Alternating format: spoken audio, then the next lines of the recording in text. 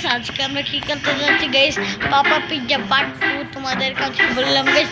আমি বলেছিলাম বিকালে একটা ভিডিও আসবে গাইস, এখন বিকাল গাইস তাড়াতাড়ি আমরা ভিডিওটা এসে করলাম গাইস।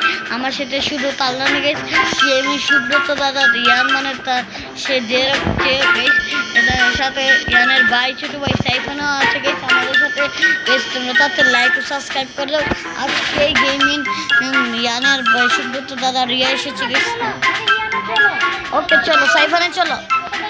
ওকে আমিও গেমে তাদের সাথে চলে গেলাম। ওকে গাইস তোমরা দেখতে পাচ্ছ আমরা এইটা পার হয়ে গেলাম ফাইনালি গাইস। আজকে গাইস আবার এখানে চলে যেতে হবে না গাইস। আমার বই করে গাইস অনেক পাপা পিজ্জা পার্ট 2 গাইস অনেক লস হচ্ছে গাইস, এটার জন্য অনেক দুঃখজনক গাইস। আমাকে আবার দলে নিল আমাদের প্রিয় পাপা পিজ্জা ভাই। কিভাবে গাইস আমি কিভাবে যাবো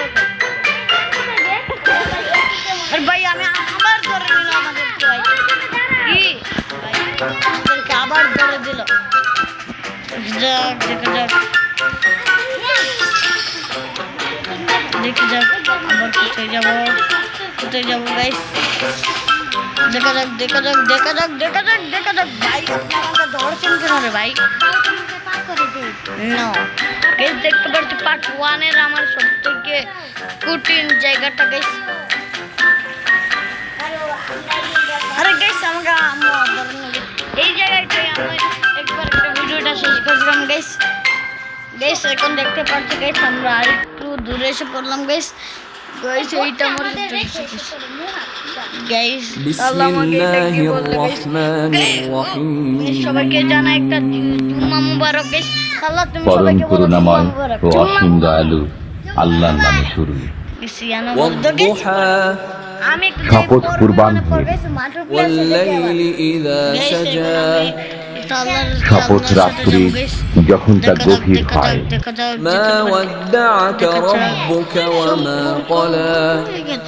আপনার পালনকর্তা আপনাকে ত্যাগ করেননি এবং আপনার প্রতি বিরূপ হননি।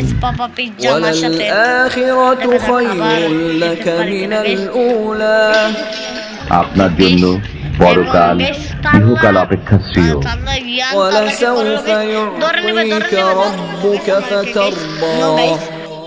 আপনার পালনকর্তা সত্তরই আপনাকে দান করবেন, অতঃপর আপনি সন্তুষ্ট হবেন।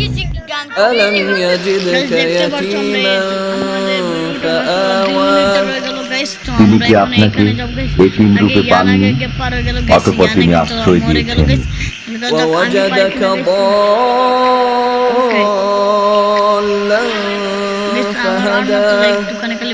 তিনি আপনাকে পেয়েছেন পথহারা, অতঃপর পথ প্রদর্শন করেছেন।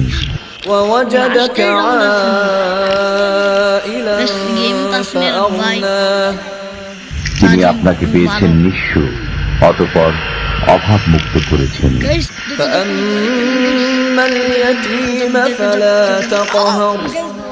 সুতরাং আপনি এতিমদের প্রতি কঠোর হবেন না।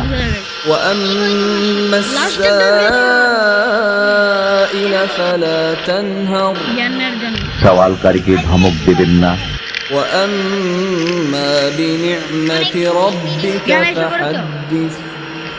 এবং আপনার পালনকর্তার নিয়ামতের কথা প্রকাশ করুন।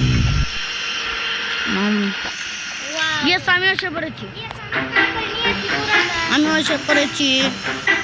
আজকে ভিডিওটা একটু পর্যন্ত গাইস। ইয়ান দেখো কি আসি দেখে অনেক বড় আসি গাইস। আজকে ভিডিও তারাও বেড়ে গেছে গাইস, আমি এখন বের হয়ে যাবো গাইস। এটা আজকে ভিডিও পর্যন্ত গাইস, তারপর লাইক সাবস্ক্রাইব করে দেবো। বাই বাই, তাহলে নেক্সট ব্লগে আবার দেখা হবে গাইস।